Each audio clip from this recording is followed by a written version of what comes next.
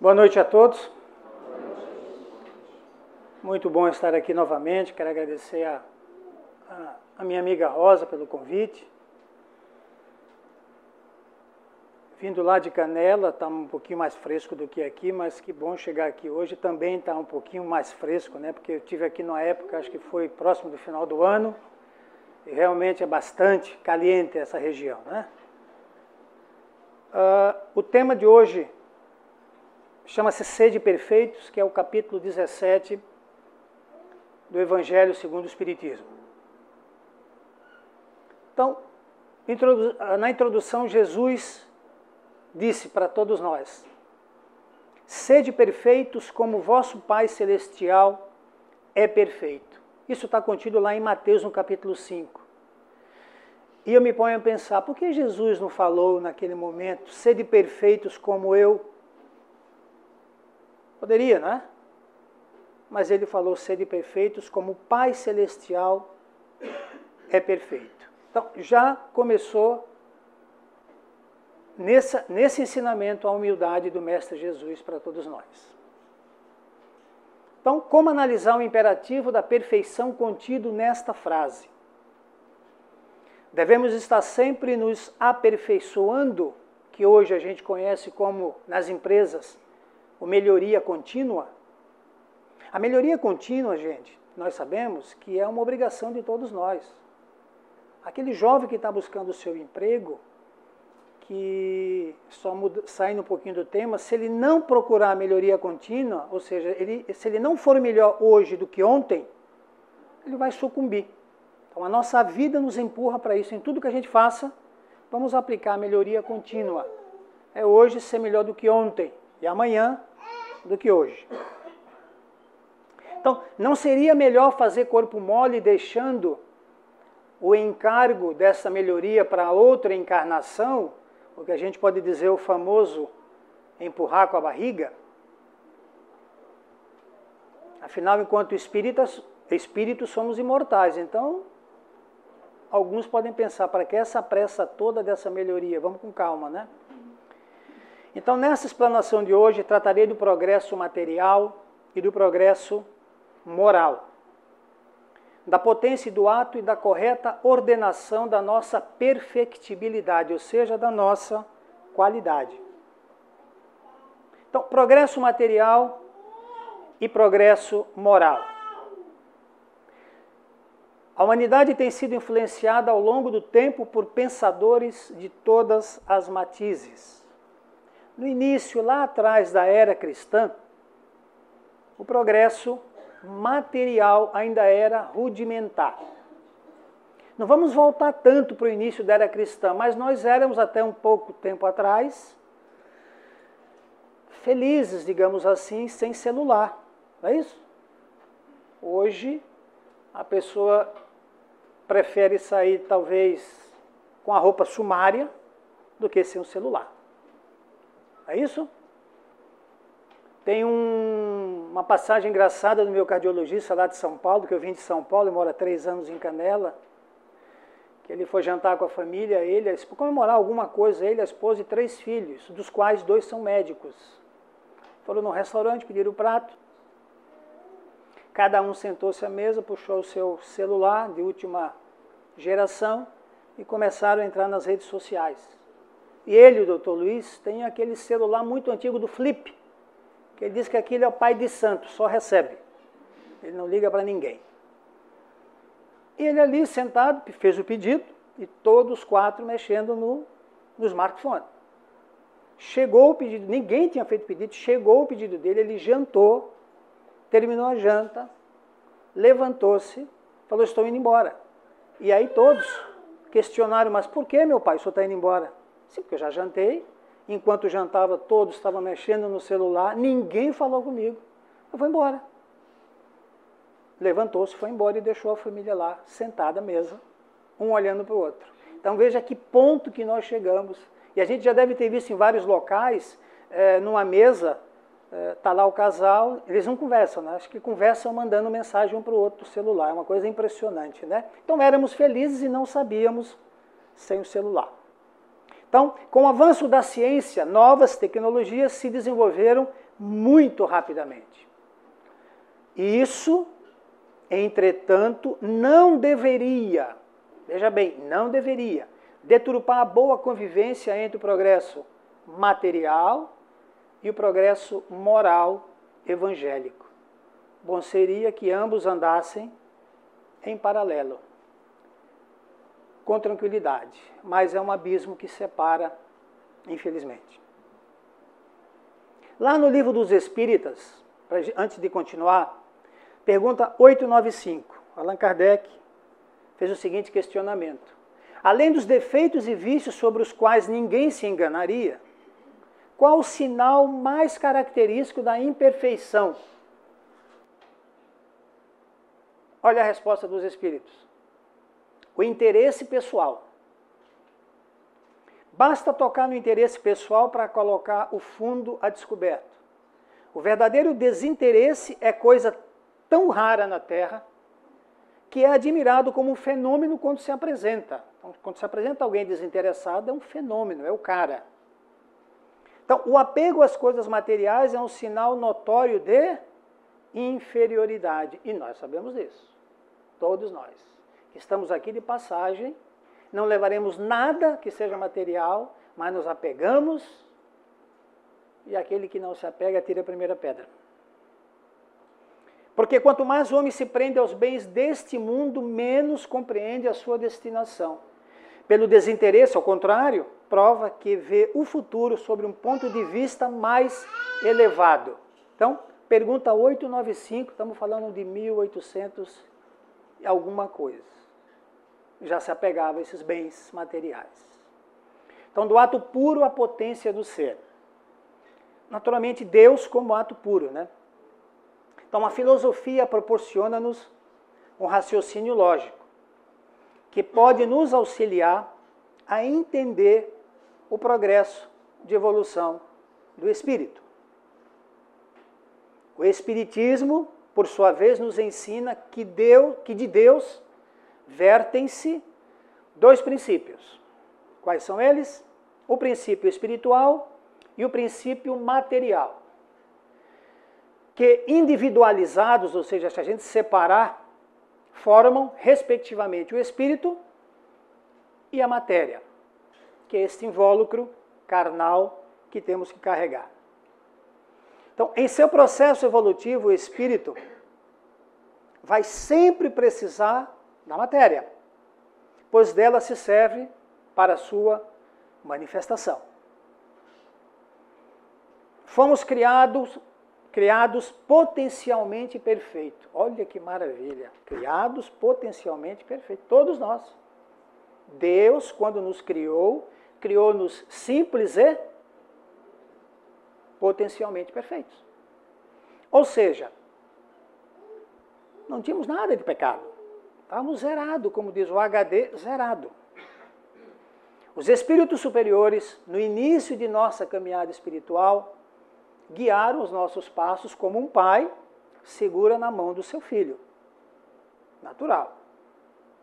Com o passar do tempo, eles nos deixaram entregues ao nosso livre arbítrio. Aí a luz amarela acendeu.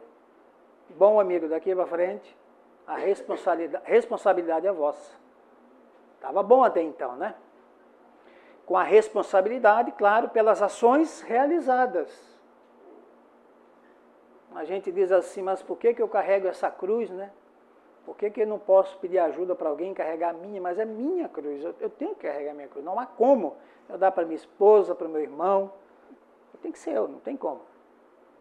Então, assim sendo, em cada encarnação, nós vamos atualizando a potência de perfeição que existe em cada um de nós. Nós temos essa potência. Agora, em cada encarnação, nós vamos atualizando, vamos melhorando, vamos progredindo. Eu coloquei aqui uma nota. Se Deus é o Criador, e o Criador é todo bondade e misericórdia, como poderia ter criado um ser defeituoso, monstruoso? Não faz sentido pensar assim. Causalidade. há na natureza uma lei de causalidade que nos mostra uma relação de causa e de efeito. A causa é o ato anterior, naturalmente, que tinha uma possibilidade de se atualizar. Para que a causa se atualize, ela precisa de fatores emergentes e de fatores predisponentes, que a gente vai ver mais adiante o que é isso. Então, os fatores emergentes dizem respeito à ordem interna da causa e os fatores predisponentes à ordem externa. Então, por exemplo, tomemos um indivíduo qualquer. Ao reencarnar, cada um de nós traz em seu bojo os fatores emergentes. Quais são eles? As provas pelas quais deveremos passar. Para passar por essa aprovação, precisa também dos fatores predisponentes. Quais são eles? Os parentes, os amigos. Senão a gente não consegue passar. Na questão 625 do Livro dos Espíritos, Kardec fez mais uma pergunta. Abre aspas. Qual o tipo mais perfeito que Deus ofereceu ao homem para lhe servir de guia e modelo? Acho que todo mundo sabe qual foi. A resposta foi? Exatamente. Nosso Mestre Jesus. Guia e modelo. Então Jesus é um modelo de virtude. A essência da perfeição é a caridade. A essência da perfeição é a caridade. Se eu não fizer a caridade, vai ser mais difícil atingir essa perfeição. A perfeição plena, impossível, mas a perfeição que a gente almeja. Então, na sua mais ampla acepção, a caridade, porque ela implica na prática de todas as outras virtudes. O imperativo da perfeição, contido lá em Mateus, no capítulo 5. Quem está estudando já cansou de ler o que eu vou dizer agora. Amai os vossos inimigos, fazei o bem àqueles que vos odeiam, e orai por aqueles que vos perseguem e que vos caluniam.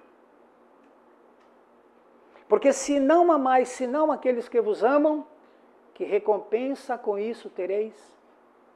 Os publicanos não o fazem também?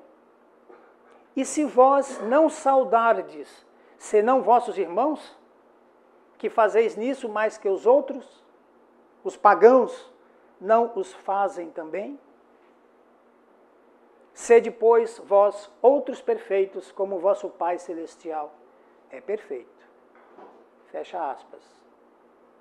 Alguém já deve ter, eu pelo menos lá em São Paulo via isso com frequência, eu ia muito lá visitar meus clientes na área comercial, que eu trabalho com isso, e você pegar um elevador, vai naqueles arranha-céus que tem ali na Avenida Paulista, por exemplo, e hoje quase não existe mais, diminuiu bastante, mas ainda tem bastante, assessorista ainda existe.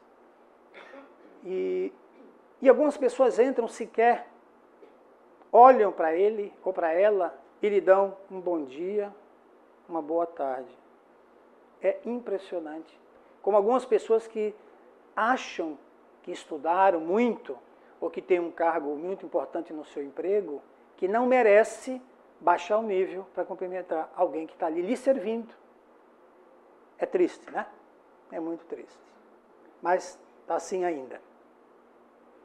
O espírito do homem foi criado à imagem e semelhança de Deus. Imagem e semelhança. Então, a sede insaciável de perfeição que o espírito experimenta constitui a prova da sua origem divina. Essa sede do melhor é o incentivo que o estimula à luta sem tréguas pela aquisição do bem e do belo infinitos. Então, o espírito lá, em sua íntima natureza, é incompatível com o mal. Então, sede perfeitos como vosso Pai Celestial é perfeito. Então, esta frase mostra o quê? Uma ordem. Quem que deu essa ordem? Jesus. A todos os habitantes do planeta Terra, independente da seita ou da religião que professe. E aí fica a pergunta, porventura não sabia Jesus que somos fracos e imperfeitos? Ainda nesse planeta de provas e expiações, como ser perfeito? Como ele pode dar essa ordem taxativa, categórica? Lógico que Jesus sabia e sabe ainda, mas o problema é que fomos criados à imagem e semelhança de Deus. Então, diante desta verdade, devemos prestar contas ao Pai dentro do melhor nível de evolução que pudermos alcançar. O modelo para chegarmos ao Pai já aprendemos, é o Mestre Jesus. Porque dentre os encarnados, ele foi o espírito mais evoluído que passou por esse planeta. A sua missão foi de nos mostrar o caminho da salvação. Qual o exemplo que nos deu?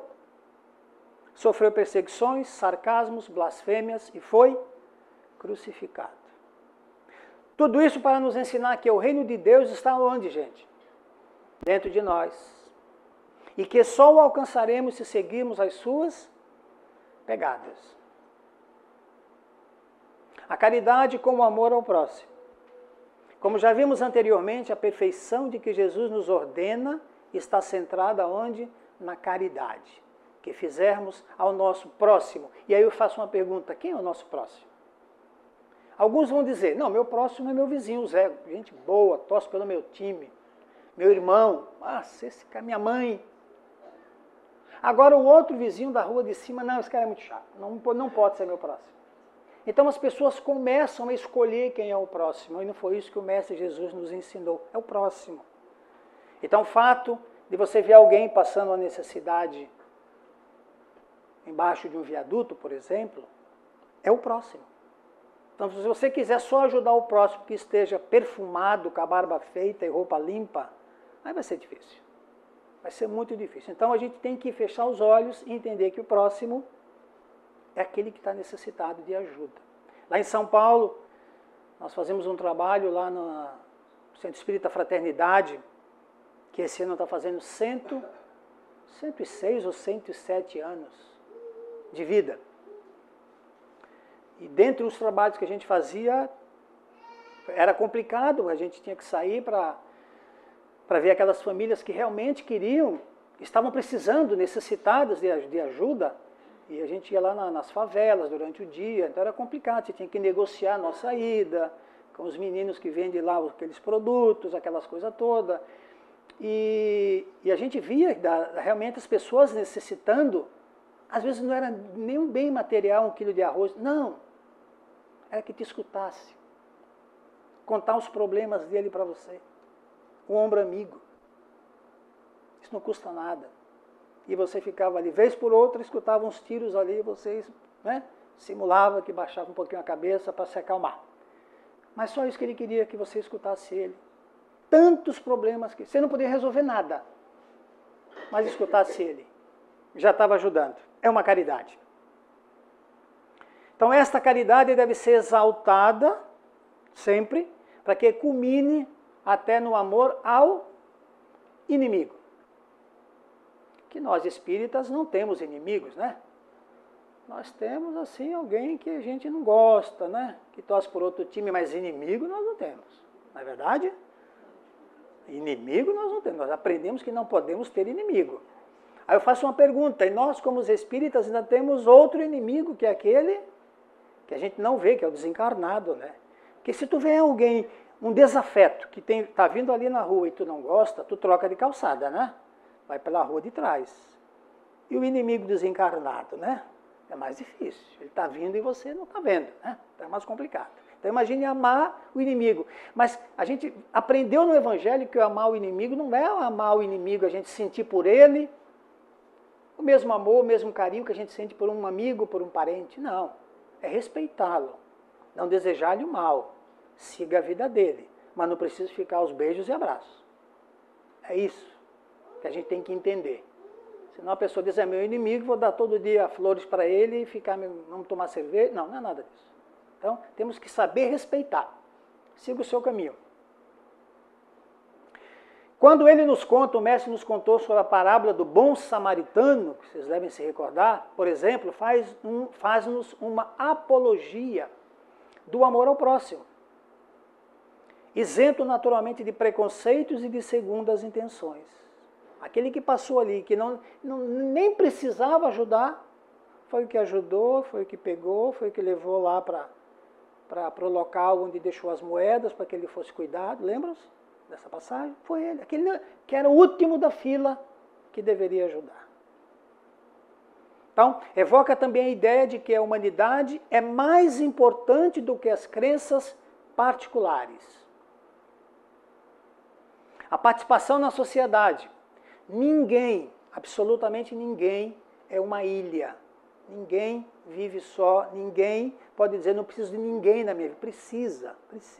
Eu desconheço quem pode viver sem ter a necessidade de uma outra pessoa. É impossível. Então, cada um de nós tem responsabilidades para quem? Para com o teu próximo. Em termos dos pensamentos emitidos, tanto verbais como mentais. Nesse mister, a aura do planeta Terra nada mais é do que a soma de todas as vibrações que emanam de seus habitantes. Assim, o único pensamento de melhoria lançado no globo pode ser fator desencadeante de perfeição do planeta e do universo. Fazendo um parênteses aqui, semana passada o que aconteceu em Brasília. Aquela sessão no Supremo Tribunal, que culminou no final de semana, vocês sabem com o quê? Naquele momento, na semana passada até domingo, quantos pensamentos foram emanados no Brasil de prós e de contra? Então, essa aura que a gente está se referindo é isso. Então, basta um pensamento bom para a gente poder emanar as boas vibrações. Mas, em contrapartida, o inverso também é verdadeiro. Temos que vigiar e orar os nossos pensamentos também. Contudo, para que possamos emitir bons fluidos, é necessário que saibamos ouvir com clareza a palavra de Deus. Para isso, devemos estar constantemente purificando o nosso vaso interior. Pois o conhecimento, que é sempre lançado puro, precisa de condições propícias para o seu crescimento. Anotações de obras espíritas. Eu peguei 4 obras espíritas aqui. A primeira é o Evangelho segundo o Espiritismo, de Allan Kardec, o capítulo 17, que é o Sede Perfeitos.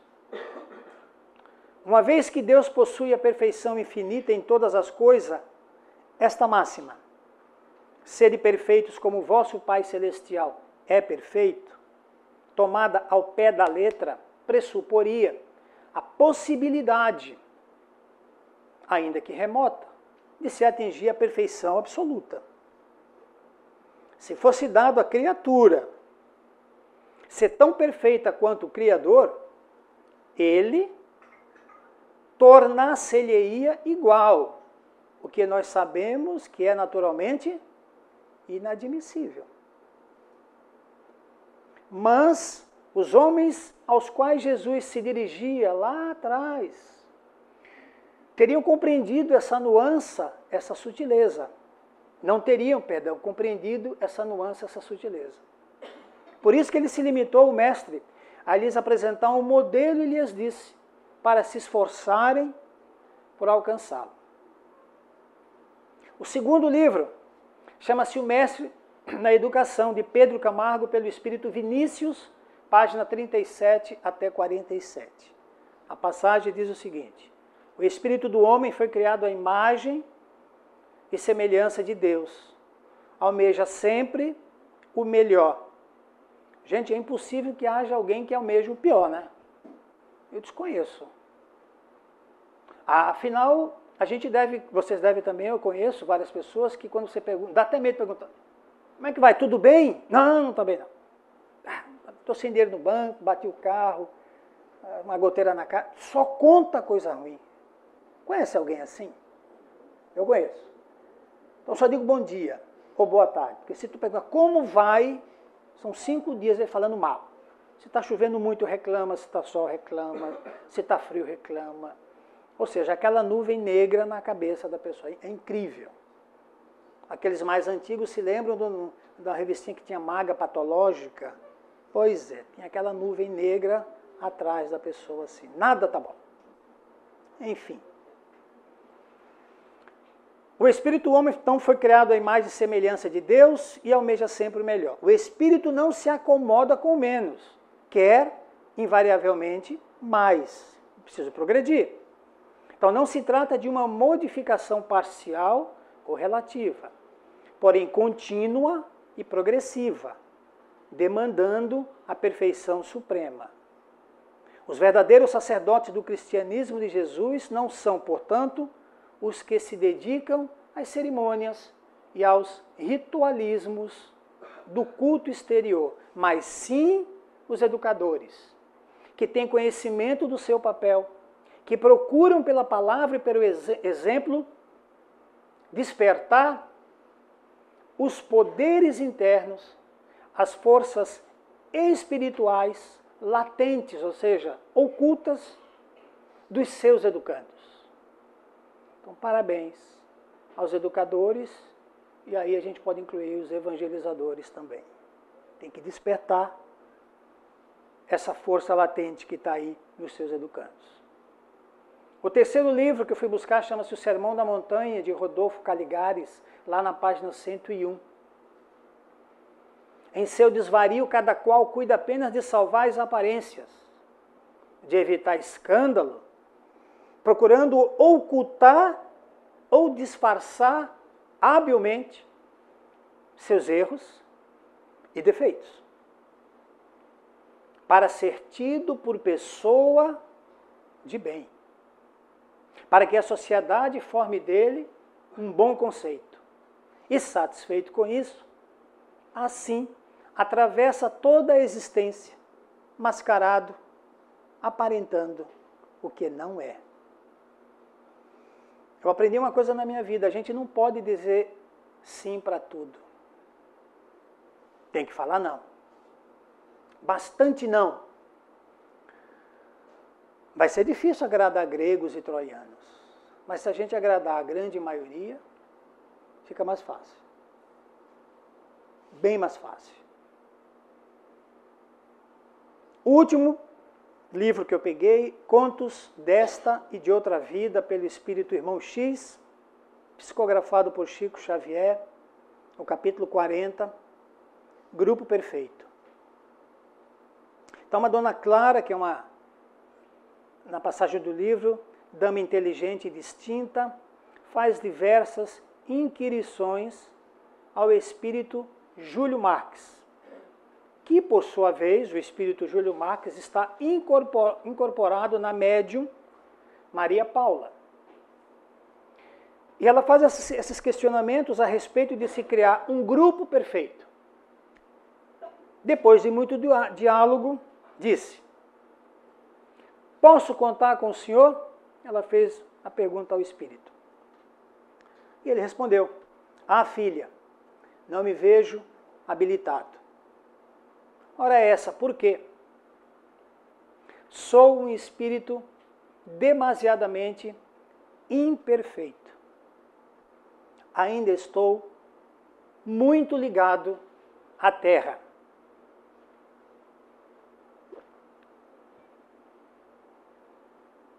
Mas recebemos tantos ensinamentos de sua boca, questionou eu. Ela falou novamente para o espírito. E ele, humildemente, falou que esses ensinamentos não me pertencem.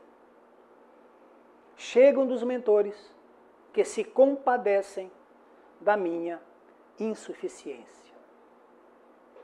Brotam em minha frase como a flor que desponta de um vaso rachado. Não confunda a semente, que é divina, com a terra que, às vezes, não passa de lama. E ela, mais uma vez, insiste com ele. Então o irmão Júlio ainda tem lutas por vencer? E a resposta dele: não queira saber, minha filha. Tenho uma esposa que prossegue viúva em dolorosa velhice. Possuo um filho no manicômio, um genro obsedado e 2 netos em casa de correção. A minha nora, ontem, fez 2 tentativas de suicídio, tamanhas as privações e provocações em que se encontra. Preciso atender aos que o Senhor me concedeu. Minhas dívidas do passado confundem-se com as deles. Por isso, há momentos em que me sinto fatigado, triste. Vejo-me diariamente necessitado de orar e trabalhar para restabelecer o próprio ânimo. Como verifica, embora desencarnado, sofro abatimentos e desencantos que nem sempre fazem de mim o companheiro desejável. Continuando a sua conversa, ela pergunta se o irmão Júlio não sabe de algum grupo sem defeito. E ele responde que algum grupo como esse solicitado só pode ser o grupo do nosso Senhor Jesus Cristo. Claro, um grupo sem defeito vai ser muito difícil. A conclusão disso tudo é que o progresso material, pelas suas facilidades, cada dia que passa tudo é mais fácil, tem nos distanciado, estamos ficando mais longe de nós mesmos, de nossa interioridade.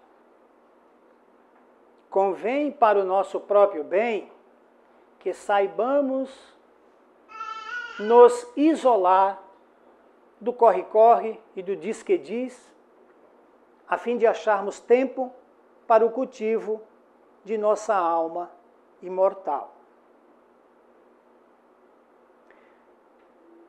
Não sei se alguém teve oportunidade, se não tiver, eu recomendo. Eu passei por lá em função do meu trabalho, que eu trabalho com transporte internacional, com logística, umas 4, 5 vezes, na Cordilheira dos Andes, de carro. Entre a Argentina e o Chile, fica a Cordilheira dos Andes, como nós sabemos.